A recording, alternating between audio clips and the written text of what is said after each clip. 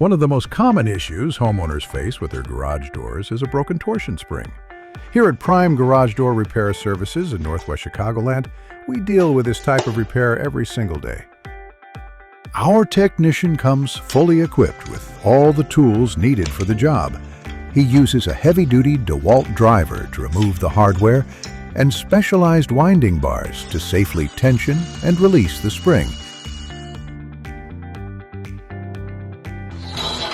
The old spring is removed and a brand new heavy-duty torsion spring is installed securely onto the shaft. Precision is key. Every adjustment and every turn of the tensioning tool makes sure the spring has the exact balance your door needs. Once the springs are in place, the system is tested multiple times to guarantee smooth and safe operation.